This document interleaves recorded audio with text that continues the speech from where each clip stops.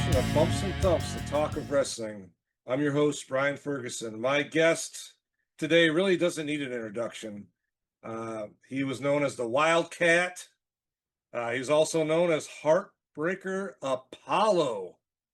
And ladies and gentlemen, this is a true treat and honor for all of us here. I want to welcome in Wendall Cooley. Wendall, thanks for coming on. I really appreciate it.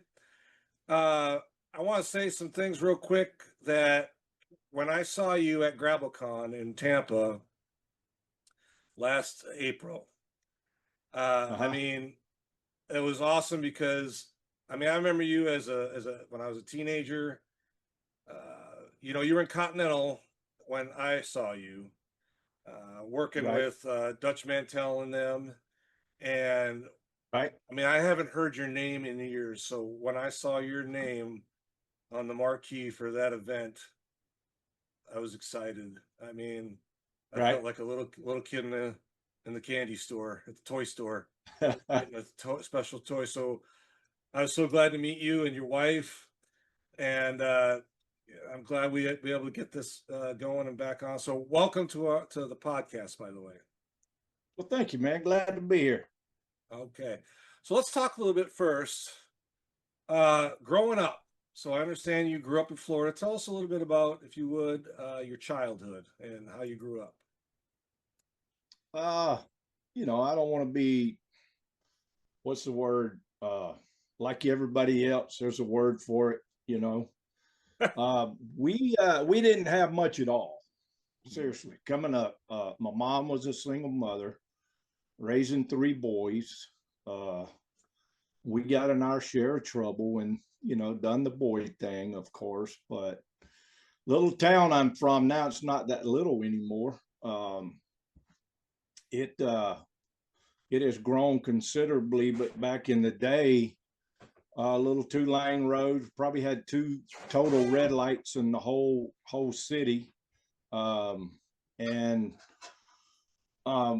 We had 3 television stations that we could actually pick up if we had the right, turn of the antenna and, whatever, those kind of things, how they go.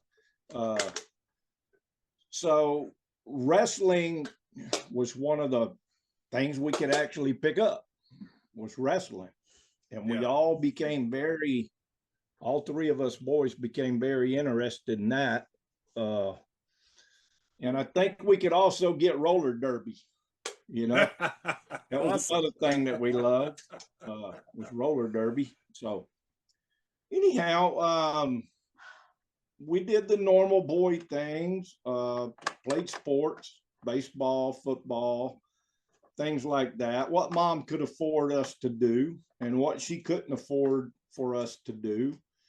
Either friends, the coaches, or whatever would see that we were able to, to be able to play. So it was fun. It was tough, but I wouldn't change nothing. Yeah. No, some people, that's how they overcome adversity, tougher times, and sounds like you're a great example of that. So the wrestling you got, was it Florida Championship Wrestling? Was it Georgia? Was it, what do you remember what it was? No, actually back in the day, in the early days, like in the 60s, it was called Gulf Coast Championship Wrestling. Okay, and then when Ron Fuller bought it out, it became Southeastern, and then later on became Continental. Ah, okay. Yeah, it was Gulf Coast back in those days. Gulf Coast, okay. And who were you trained by? Where'd you go to get trained, and who trained you? Actually, my older brother, Greg, was working at a building supply place where they sold building materials here local. There was a retired wrestler. His name was Bad Boy Hines. You can Google him up. He was very prominent in the 50s, 60s, 70s time frame. he retired here. He was an insurance salesman when he retired. And my brother got to talking with him when he would come into the place there that he worked, and convinced him to train him. You know, he told him that if I build a ring, will you train me to be a wrestler? Now, I don't know how much he thought that it would ever go anywhere. I'm talking bad boy, I'm talking about, but okay. Yeah. He agreed to do it. So my brother and my cousin built a ring in my cousin's backyard, and they trained for, I don't know, 3 or 4 months. And then I kind of got the itch. So I went over there a time or two with them and worked out a little bit. Now at this point, he hadn't shown my brother and my cousin or me nothing. He'd just get us in the ring, wrestle us around, rough us up, and things like that, you know. Yeah. Hadn't taught us any psychology stuff or anything. So he was killed in an accident. So a good friend of his, who was a deputy sheriff here in my hometown, his name was Larry Pearson. He had a lot of contacts with people with Southeastern wrestling, because he had done a little bit himself on the side. Okay. So we looked him up, and he agreed to finish. Well, actually, he totally trained us pretty much.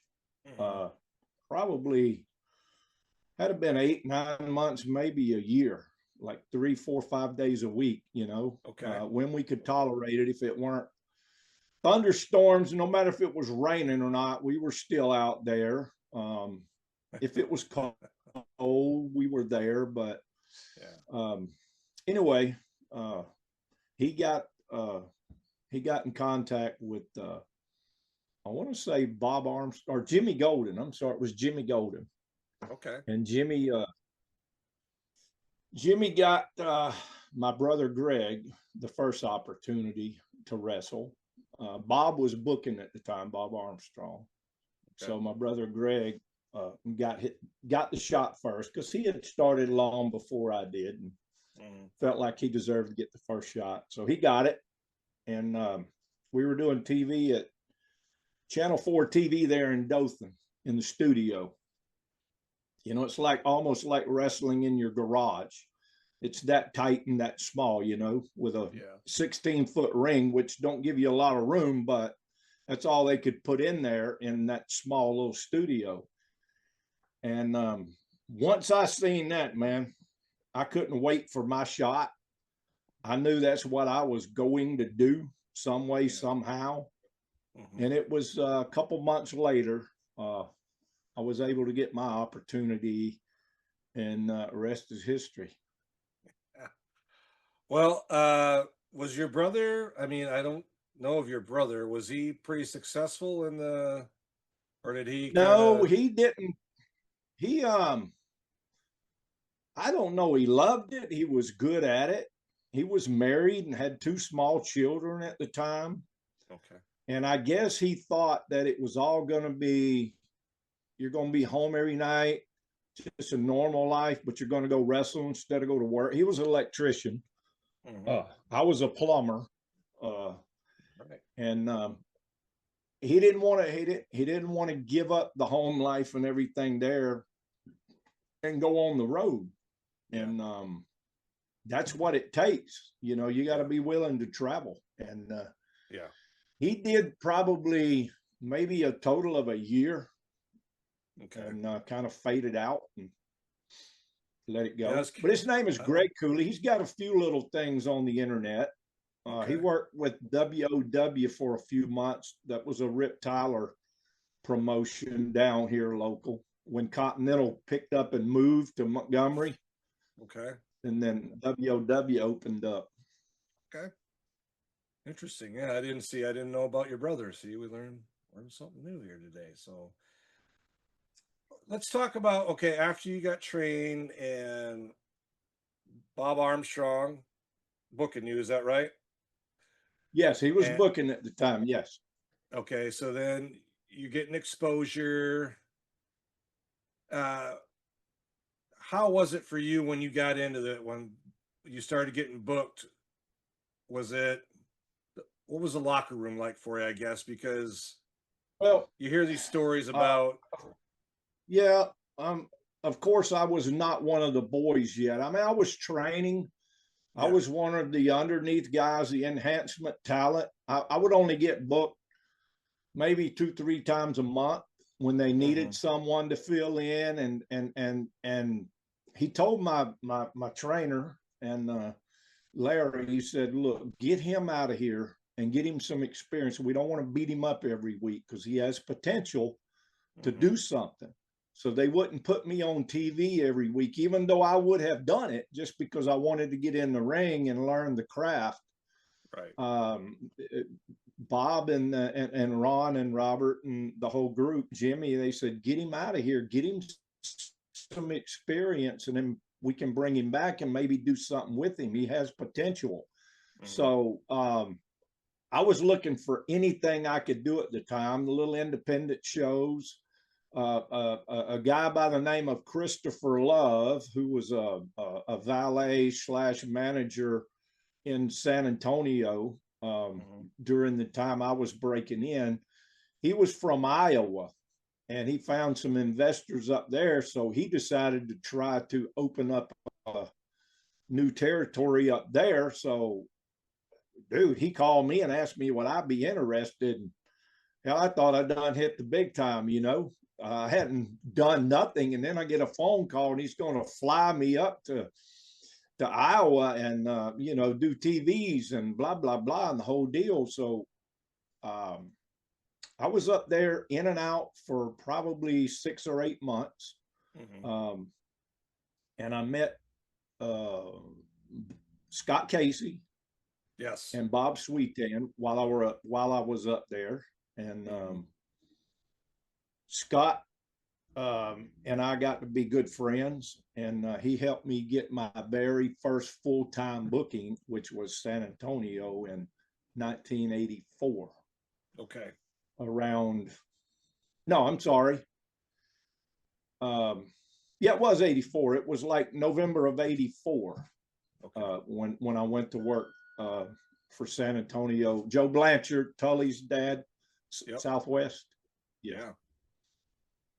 So I guess I'm going to say in 83, 84, you were training then, is that right? And I was then, training in 80. Yeah, it was late 82, early 83 is when I got my first opportunity, somewhere around February or yeah, March of 83. yeah. Yeah. So you were pretty young. You're probably what, early 20s, I'm going to assume, probably 21, 22 years Yes, I old. was 21. Yeah. Okay. And then you go to Southwest, San Antonio. Is that where you really kind of hit your stride and started becoming That's the, that's where I got to meet a lot of the guys, uh, and you know, became one of the guys for real. yeah, Um, Myself, Scott Casey, Bob Sweetan, Killer Tim Brooks was there. The sheep herders were there. Jonathan Boyd was actually booking. He's the one that called me and offered me the job. Kevin Sullivan was coming in and out. Mark Lewin was coming in and out. Brody and you know, those guys. So that's where I really um, was really actually, it kind of just hit me, you know. yeah, This is what the business is, you know. yeah. This is how it works. And yeah, they gave me a huge push when I first got there. Of course, I Hmm, was Rick Casey in my early days. I was yes. Scott's cousin, which I Okay. thought may help me get a little, you know, a little boost up, especially going in there because he was really over Right. there. Yeah. Um, yeah. No, I remember the Rick Casey. Uh, you guys look so much alike. So it really worked. Yeah, Scott myself Casey. and Scott. Yeah. Yeah. Well, See here. let's see here. You I see mean, yeah, look at there. that. I mean, Yeah. yeah, you guys look so much alike. I mean, even yeah, Yeah. And um, he he was just over, man. You know, he was that modern day cowboy guy that just your everyday all American kind of person. He weren't chiseled. He was big, muscular, but he weren't chiseled. You know what I mean? Like some of the guys nowadays. Right. And he was just impressive, and he had just a smooth way about him, you know, the way he carried himself and in the ring and things like that. And I was a big fan of his before I even met him. I was watching him on cable TV during the process when we were training, you know what I mean? I was trying to look at people and take a little from this person, a little from that person, and try to put it all together and, you know what I mean, find out what, you know, was going to suit me. Yeah. And I'll never forget early in my training days, a guy named Norman Frederick Charles III.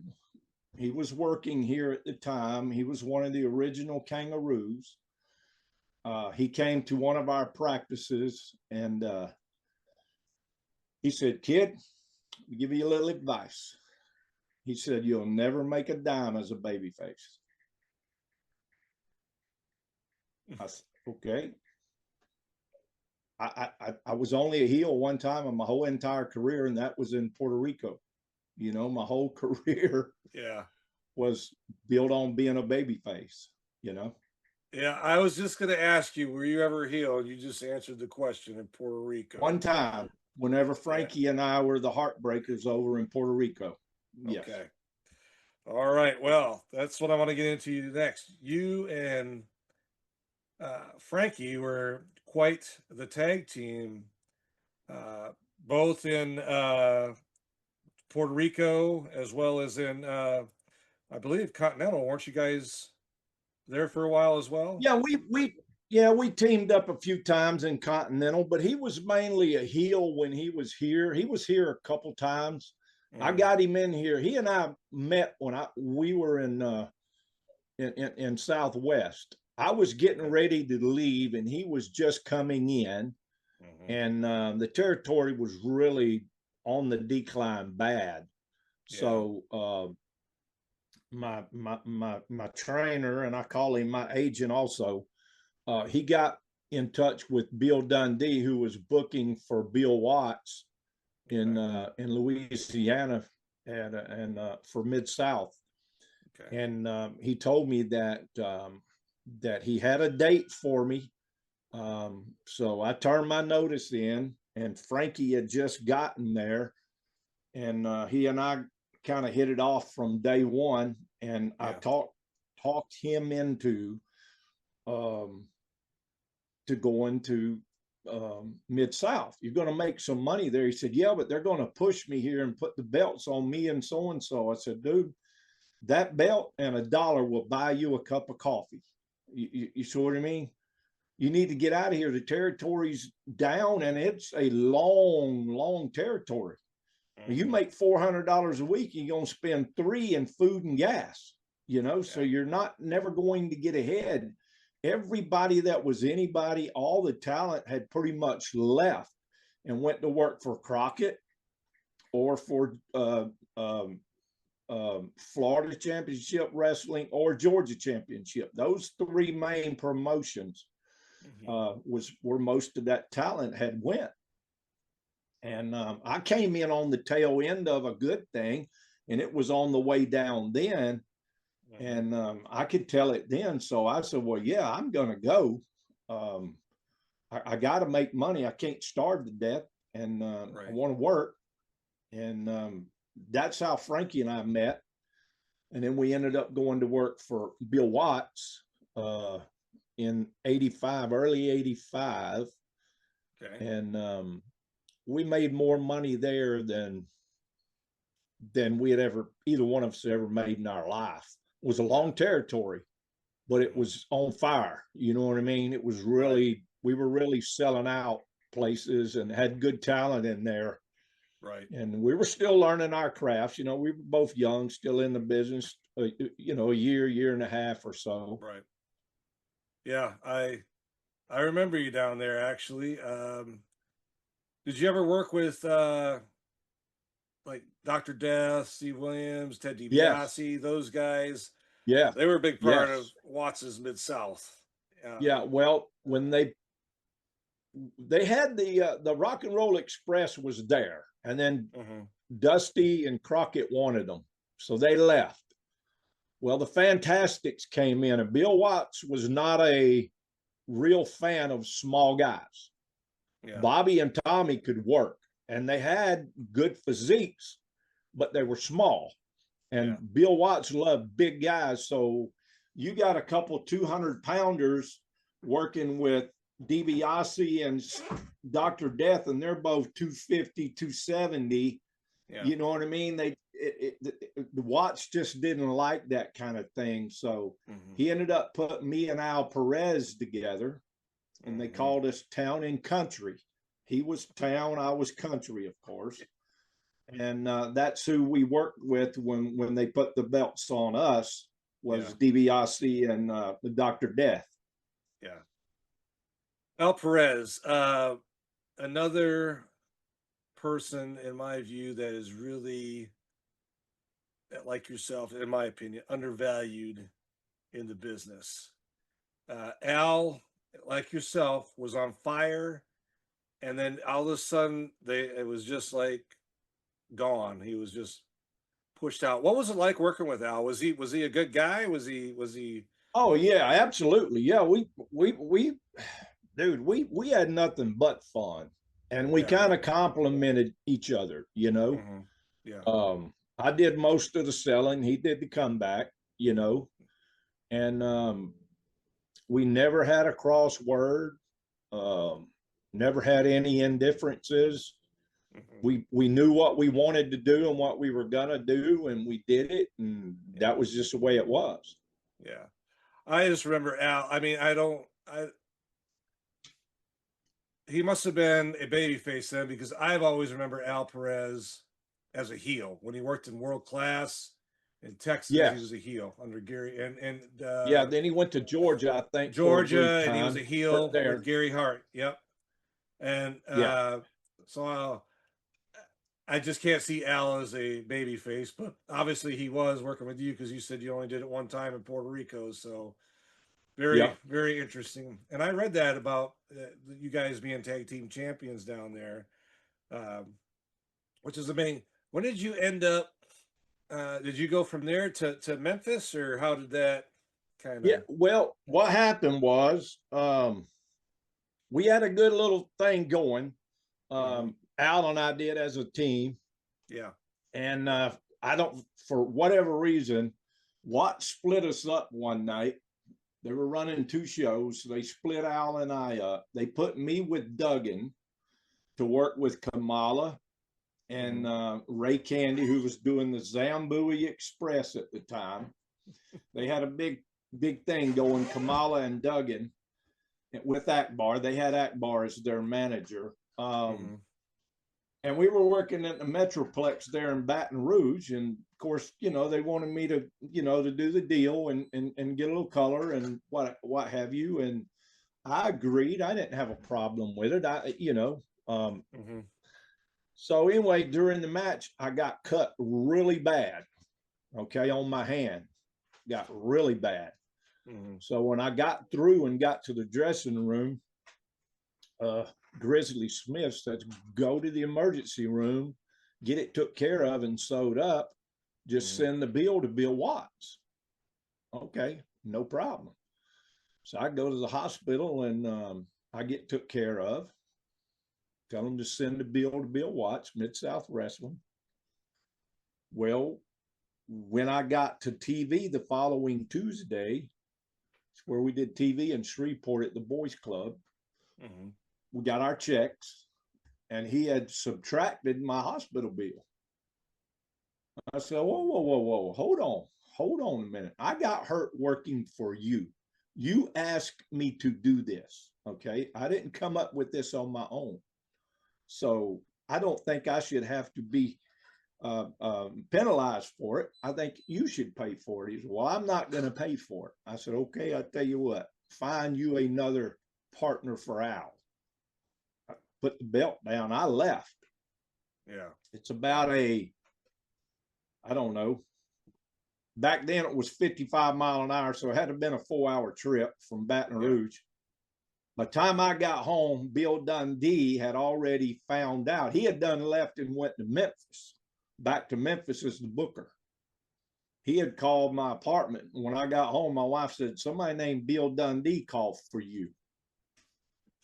I said, well, I ain't worried about that because I'm fixing to pack up here in the next day or so, and we going back to Florida. I'm gonna get a real job. I'm done with this crap. You know what I mean? So yeah, I was a little frustrated and upset. And Bill called back, and I answered the phone.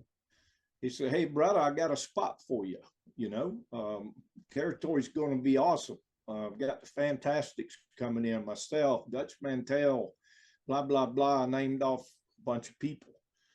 I said, Bill, I can't tell you right now whether I will or won't. I said, you're going to have to give me a week or so. Let me think about it because I got a really bad taste in my mouth right now. So I said, let me get my wife and kids home, get them settled back to Florida, and then I'll let you know.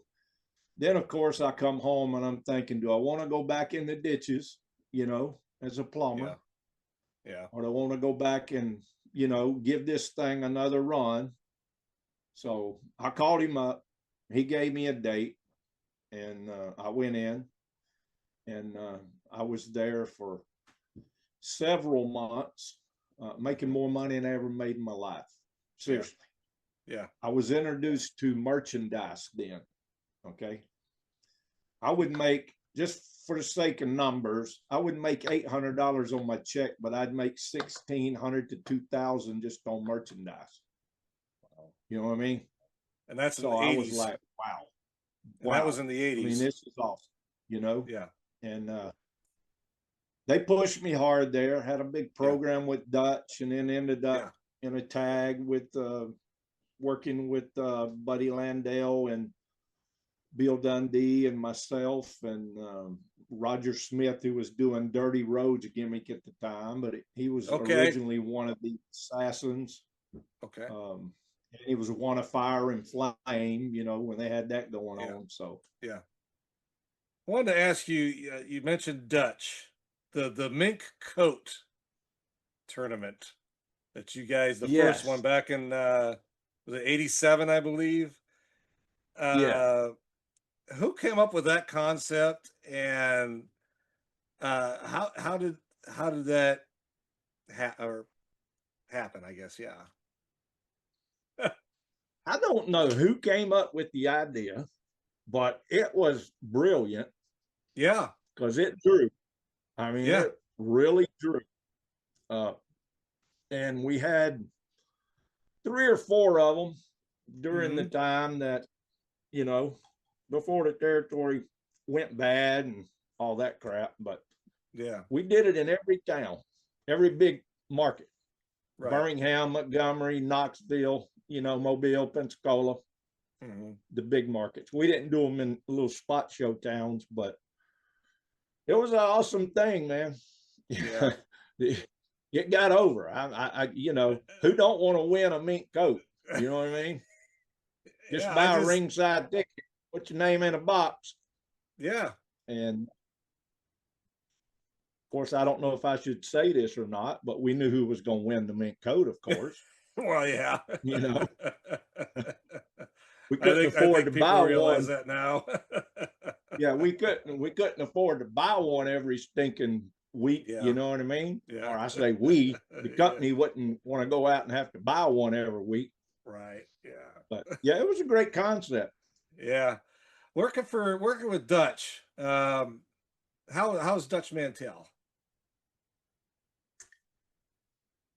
Dutch was let's see, he was very snug, but he had vision issues. You know what I mean? Because he wore glasses. Okay. Yeah. So he had to have glasses for close, middle, distance, the whole deal. He couldn't really function without them. You know what I mean? I mean, he could work, of course. He could see images and all that, but he was very snug, but very knowledgeable. Never had to worry about him hurting me or anything like that. You know what I mean? Doing anything Right. stupid. Yeah. So we we had some really uh, good matches. Had a good run. Matter of fact, we had two different runs. We had a run that cooled off. I went on, did something else, and then we ended up rehashing it because it was so good the first go round. And Yeah. before it was all said and done, you know, we were doing the double bull rope stuff and take the ropes off the ring and whip each other with the bull whips and that Yeah. sort of thing. But Yeah. yeah, it was awesome to work with. Yeah. All right. I know Memphis was kind of a part of the AWA in a certain kind of off way. Yeah, in the Did later you years, right in yes, the later years, yes, and you won yes, the international title, is that correct? AWA yes. international title. And Yeah. then did you ever work up in like Minnesota, that area with the Gagnes or anything, or just worked mainly? No, No, no, okay. never worked for Gagne, never worked for the St. Louis office, never worked in Calgary.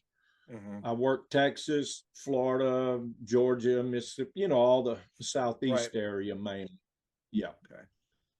I was going to Um, ask you, you did have a brief WWF stint, like back in, I think be, it was, yeah, before that, yeah, before that, mm-hmm, um, with Continental, when they were on their way out, yeah, they brought in Eddie uh, Gilbert to book. okay, Eddie and I didn't get along. So I called Ron Fuller. I said, Ron had just opened up USA in Knoxville. okay, I said, Ron, I want to get out of here. Do you got a spot for me up there? He said, you know I do. He said, but I'm not supposed to take David's talent. I said, you ain't taking David's talent. I'm going to quit. You know what I mean? I don't want to be here. yeah, He said, yeah, I got a spot for you. So that was in early 88 yeah, time frame, springtime or so. And we had a good 3 or 4 month run there, man, and things just turned and started going south. So I left out of there and I came back to Montgomery, and Ronnie West was an agent for WCW and okay, called me, said, hey, do you want to come here to work? We got a spot open. I said, well, yeah, absolutely. He said, well, go to the airport, pick up your ticket. I need you to fly out tomorrow up to the Northeast, Pittsburgh, all up through there, you know, that whole run, Pennsylvania run, and all up through there. And um, we'll go from there with it. I said, absolutely. So I went to the airport there in Montgomery, you know, jumped on the plane and off I went, and made the whole loop up there, came back to Atlanta for TV, mm-hmm, and was working with the state patrol, those two guys. yeah, Why? I was in a tag match with some younger kid just getting in business good. And I blew my right knee out. ooh, So they had to cart me out and take me to the hospital and what have you. I made one more week with it. Got back to TV in Atlanta, and Ole wanted me to do some kind of, I don't know, off the top out into the first row. It was some ungodly thing because it was a big deal going on with Sting and Luger, the Steiners, and mm, okay, you know, everybody was there at the time. The big giant, Elegante or whatever the heck his yeah, name was. yeah, Um, I said, any other time, boss, I wouldn't have a problem. I said, but I can barely get to and from the ring right now. Well, yeah, what's wrong, kid? I said, well, I heard it last week on TV. You didn't hear about it? He said, no, I didn't know anything about it. I said, well, I just don't think I can do that kind of a bump. I just don't. I would, but I don't think I could without any further damage. So he said, well, go home and get well and give me a call back.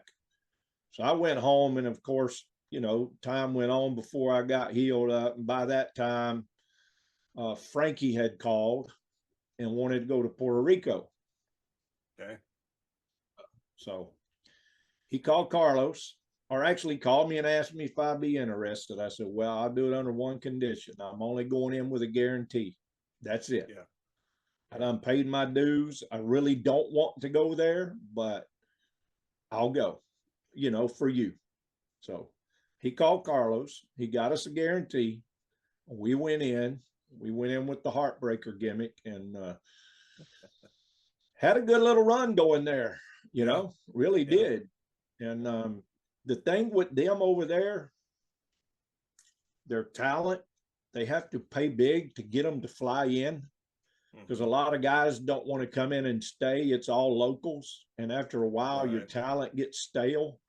You know what I mean? They have to pay guys that gets good exposure, like people that were getting exposure from Vince and then from Georgia Championship, those cable TVs, stations. And they were having to pay for the big, huge shows, considerable amounts of money. Right. Now, we were doing okay because we were getting our guarantee. I didn't care. We were selling out some places, but it was, it was hard, hot work every stinking night, man. And yeah, it was pretty rough over there.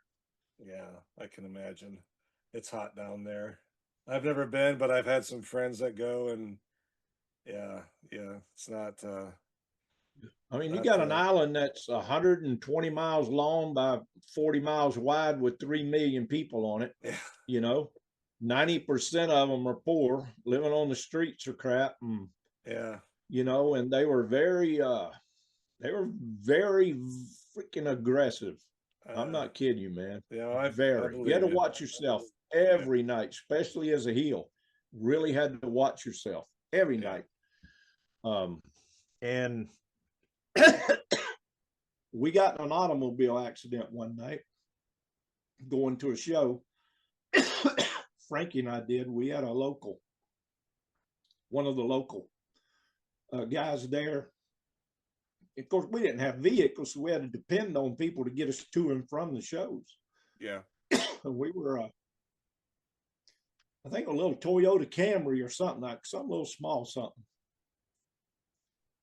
The local guy was driving. Of course, I was sitting in the front, and Frankie was right behind me, the back seat. No seat belts on or nothing. We're coming up on this intersection, and I'm thinking, man, gosh, I see this car wanting to turn, and I'm thinking, I hope it don't, because this kid ain't letting out of the gas. You know what I mean? We're still trucking 55. We're green. We got a green light at this intersection. We ain't no sooner got to it, and this big, huge Buick, I'll never forget it. Buick 225, Electra 225. It turned right in front of us, broadside, and I could see the lady's face. Oh my God. We went right into the side of her. And I went through the windshield. Of course, Frankie hit my seat and helped me get through the windshield. No seat belts on. Now, the kid had one on, but Frankie and I didn't. And I went through like this because I could see it coming. I already had my arms up in front of my face. Yeah. And we finally get out of the car, and people done gathered. Must have been 100 people already gathered up at this intersection by now. And I'm standing there just bleeding profusely from my arms, my head, everything. I don't know how I didn't break my neck. And we finally, after 3 ambulances showed up, they pulled a body out of one and put it in another one and put me in that ambulance. Now, why they did that, I don't know. Yeah. If you already had an empty ambulance, why would you pull? You know what I mean? So I finally get in there. I said, please check me. Tell me if I'm going to bleed to death. There's already a puddle of blood, probably 2.5 feet around where I'm standing. And I got a towel on me. You know what I mean? Yeah. And I'm getting a little worried. Well, anyway, we get in the ambulance. Frankie and the kid ride in the ambulance with me because the car is totaled. We get to the hospital and I get fixed up. And somehow we found a ride to the show. We made the show. We were late, but we made the show. Oh, well, my gosh. Dick Murdoch was booking at the time. He wanted me to get in the ring. I said, you're absolutely nuts. There is no way. I'm not getting in that dirty, filthy ring. Don't know when the last time the canvas had been washed. Yeah. We bleed in that thing every night, 6 nights a week. Everybody does. Mm-hmm. And I got stitches all over my head, my arms, everywhere. I'm not doing it. I'm not doing it till I get the release from the doctor that says you're okay. You can go back to work and you'll clean those canvases before I get back in there. I ain't looking to get staff or none of that bull crap. You know what I mean? Yeah. Yeah. So that kind of put he and I on odds, you know. So I made it another 2 or 3 weeks. And I finally told Frankie, I said, I've had enough, man. I'm going home, going back to Florida. Yeah. So I probably was home a week or two. He called me, he says, hey, I got a shot if you want to go to do a shot for Vince. I think it was in Nashville. It's on YouTube, but we worked with the Bushwhackers. Yeah. Okay. You know, Kurt Hennig had got us that opportunity, but it wasn't my cup of tea, man. No. Wasn't my cup of tea. I mean, the sold out building was great. It just, the atmosphere and the camaraderie was totally different than the small territory days. You know what I mean? Everybody there was a star. Okay. So it's kind of hard to fit in. Right. Know? Yeah. Wow. Well, I did see the match. I didn't know if that was the only one, or if there was like a dark match where you might have did something else. I wasn't quite sure. So now we got the story. Out of all the areas, though, I wanted to ask you this, Wendell. I'm gonna a few more questions. Where was probably your favorite area or territory to work in? Memphis was good. Mm-hmm. Southwest was good, but ain't no place like home. Yeah. You know, it's a small territory. You know, we were only away 2 nights a week on the average. We would go to Birmingham on Monday, do TV. We would stay over. And then Tuesday night, we would catch a place close to Birmingham or maybe even on the way back to Pensacola. Excuse me. And then we'd be home Tuesday night. We were off on Wednesdays. We would turn around and go back to Montgomery on Thursday. Friday would be a place close to the Dothan deal because we had TV there on Saturdays in the early days. And then when we were doing it at Boutwell, we would, you know, go to TV on Monday. Tuesday, we would go to Florence, Alabama, which is North Alabama. We'd go to Columbus, Mississippi, which was over, you know, on the western side of Mississippi. On a Tuesday. Wednesday, we were off. Thursday, Montgomery. Friday, we would find a show somewhere around Dothan because we ran Dothan on Saturday nights. We didn't do TV there anymore, but we were still doing the Farm Center and the Civic Center. Okay.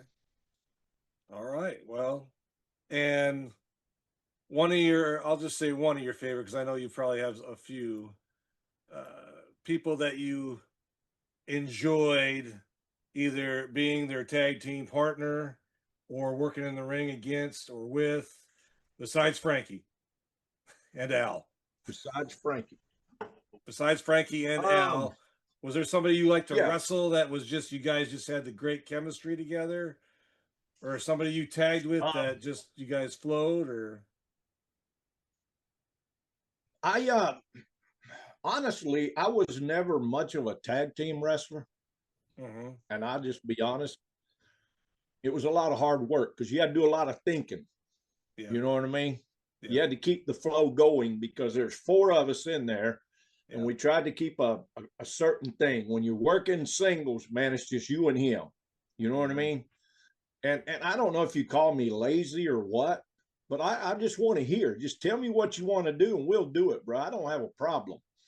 I don't want to have to overthink things because my thing was interacting and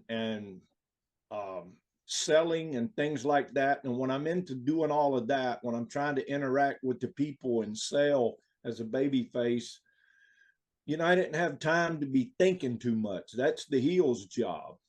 Right. But if you're in a tag match, then you got to think a lot. But Yeah. I did team up with some, I enjoyed working with Al. I enjoyed working with Frankie as partners. I really never had many others other than once in a great while. But Dutch was probably one of my favorites to actual work with one-on-one. Tom Pritchard was another great one. Buddy Landale, when Buddy was, you know, pretty much himself and doing the right things all the time, he was awesome to work with. Adrian Street, bless his heart, man. It was tough, but it was absolutely just absolutely. I gotta say, he probably helped put me where I'm at more than anybody because of the gimmick that he was doing when they first brought me in to work.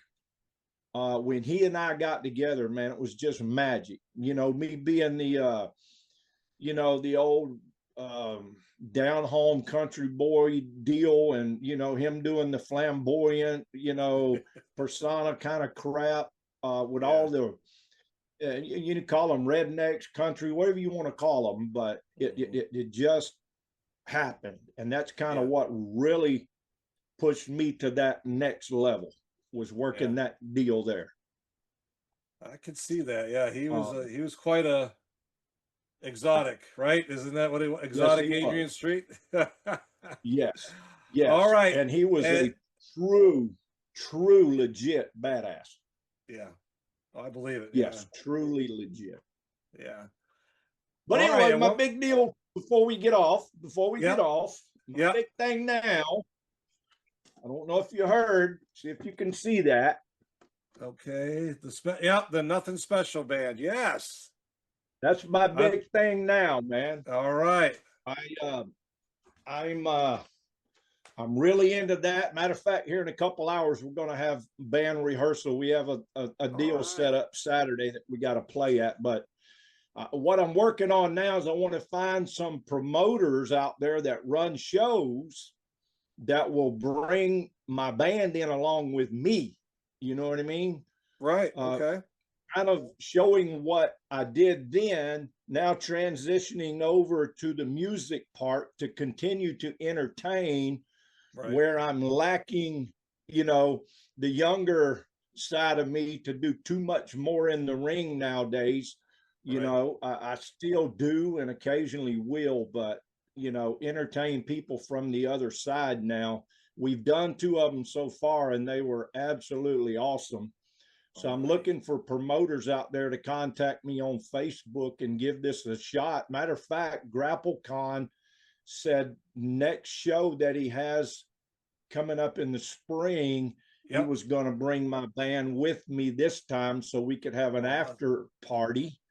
You know what I mean? After the deal that we do, the signing and all. I will be there. Yeah. Now, if that happens, I don't know, but that's what he told me would do, and I don't have any reason to doubt it. But he probably that's will. my big thing now, man. Yeah, I'm sure he will. You can go on my website and see some of our songs and some of our stuff on there on my Facebook page, and give me a little plug out there. See some of these promoters will pick up on it. We'll do it.